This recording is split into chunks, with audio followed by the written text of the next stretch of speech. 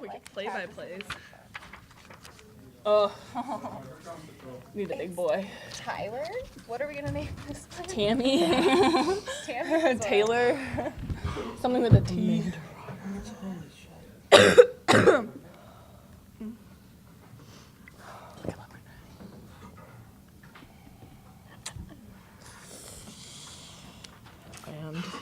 And. We'll wait for you. You want to put that up on the? We're good. We are joined today with Cal Lutheran head coach Kelly Roselle, junior Michelle Lawrence, and senior Allie Eason. Coach, can you start with an opening statement, please? I want to give a lot of credit to Wittenberg and Paco Labrador. I think he's one of the best coaches in the nation. I have nothing but respect for him and his group.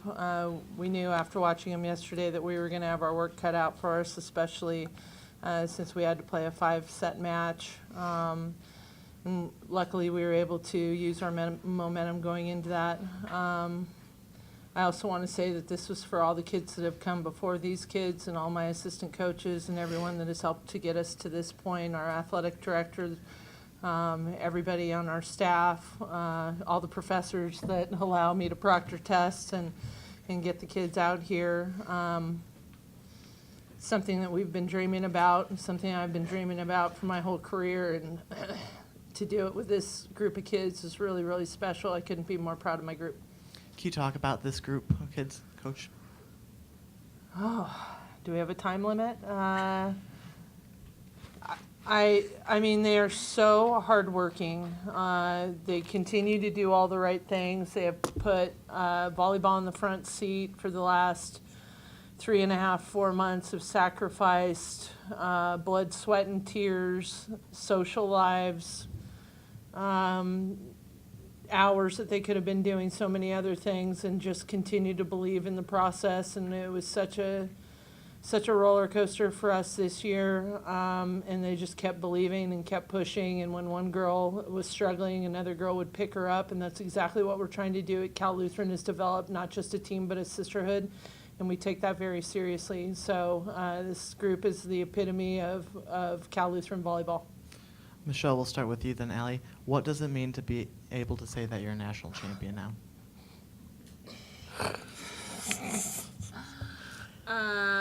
Well, hasn't really sunk in yet, but it's amazing. I mean, I don't know how else to put it. We've worked the past 3.5, 4 months.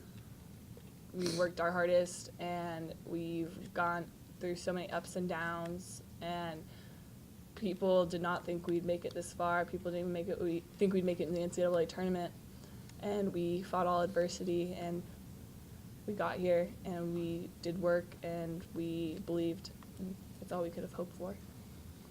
Cool. It's no words. It's a dream come true. Coach, can you talk about your defensive plays today? Paco brought it up that you guys are making some amazing plays. Can you talk about your defense today?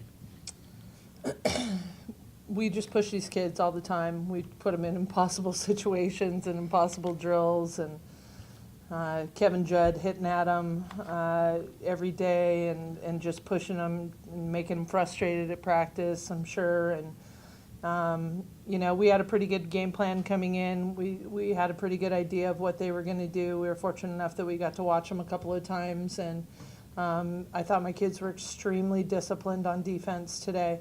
But at the end of the day, I just want my kids to be athletes and go with their instinct, and that's something that I talk to them about. Is just we just need to out-athleticize them tonight, and that's part of our motto. So I was incredibly proud. Allie, can you talk about how it feels to end your career being named the most outstanding player in the NCAA tournament? Well, I'm pretty depressed that my career's over, but yeah, wouldn't have it any other way. It was just amazing getting to play like how we played as a group for my last match of my career. Couldn't have asked for anything else. I love the girls to death. They're all my best friends, and I don't know where I'd be without them. So I'm just very happy that we were able to end this season on such a high note. We will open it up to questions. Coach, I was just noticing that in your timeouts, especially in the third set, that a lot of your girls were pretty pumped up and they like to dance in the timeouts. What is that Well, that one keeps coming up, doesn't it? I guess that's pretty unorthodox. It's all about staying loose. And that is definitely not my mantra. You would not see me out there dancing, but it's whatever works. And I think the kids that are out on the court kind of thrive on it too. We just want to stay loose, and at the end of the day, it's just volleyball. We don't try to make it too serious, and the kids seem to play a lot better when they're loose. So it was a full-on dance party in the 10-minute timeout, and that was pretty much the only instruction. Get the strobe light going, get the music going, start dancing. Kelly, or Allie and Kelly, and Michelle, you weren't here, but the experience of 2 years ago, I mean, does that factor into this at all? I mean, now that you've won it, and you can kind of really maybe tell the truth, did that motivate you? Did you learn something from that you use this time after the experience 2 years ago, Allie and then Kelly? I think it made us realize that we really can do this, because we have always believed in ourselves that we get to this point, but believing and then actually doing it, it's something else. So I think our experience from 2 years being so close to where we wanted to reach, I think that really showed us, like, keep believing, keep working, we can do it. And I mean, after the 10-minute break, that was something we weren't expecting the last time. So I think definitely coach having us just get in the locker room and dance it out like how we do, and approach the third set as the first set where we have to step on it and work and know nothing's going to be handed to us. I think that experience from 2 years ago is what helped us a lot. I would agree with that. I didn't know Amber Warner's, and I called her 2 weeks after we lost in 2013 because I knew she was the only person that would understand what I was going through. And she said that in her 10-minute timeout, they got in there and danced and joked around and did everything, and I thought she beat me at my own game. Honestly.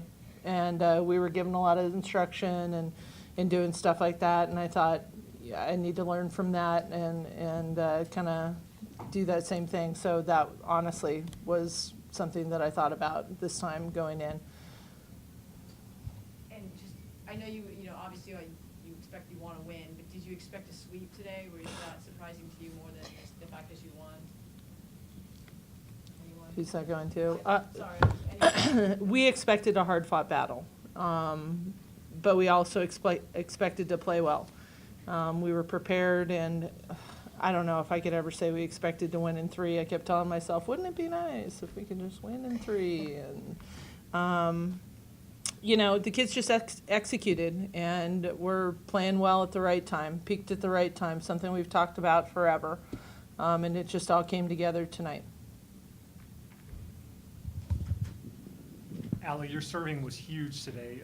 Do you like having the ball in your hands, especially for the last point of your career?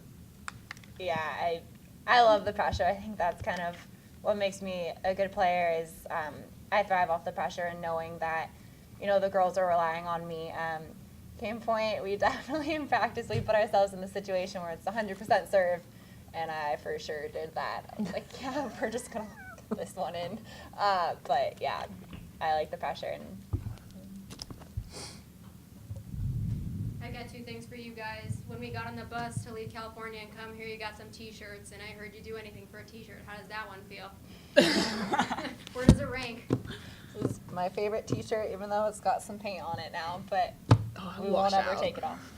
And one more thing, back home, you guys have people supporting you all over campus. They've been, following every move. What do you have to say to them? We have the best fans by far, whether they're in the gym cheering us on or they're across the nation. I mean, we saw pictures, Snapchats, Instagrams, Facebook posts, and we were just overwhelmed by the support. There's no other feeling to have your whole entire school rally behind you. This was definitely for them as Yeah. much as it was for us. Absolutely. You guys made school history today. This is the first NCAA title for Cal Lutheran. Your names are etched in stone now. How does that feel? All of you. It's a long time coming, Cal. Yeah, I don't know. I just keep thinking about all the kids that came before.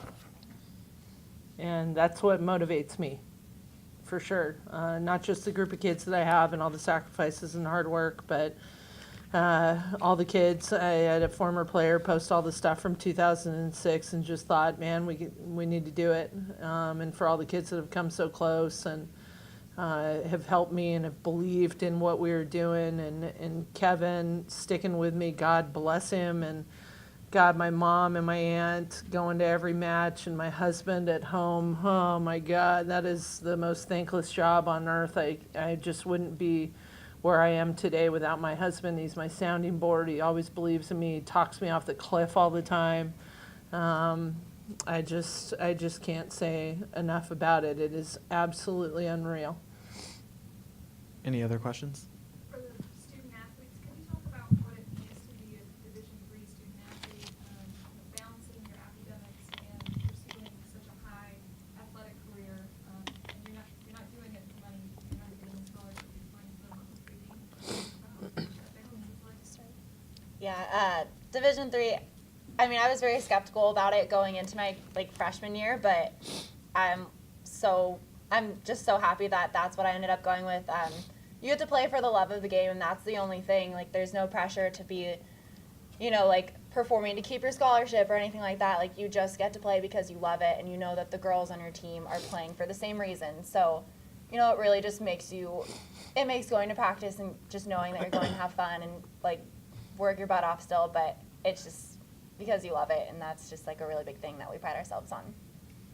Yeah, I know kind of both sides of the story with being a previous D1 player, and I could not think of playing in a different division ever again. D3 has taught me that my academics come first and that they are very important, but at the same time I get to go into the gym and play volleyball, and it's a huge stress reliever, and it's not like we're going in there and fighting to get a starting position every day. It's going in there to have fun with my sisters and to improve each and every one of us and improve ourselves on and off the court.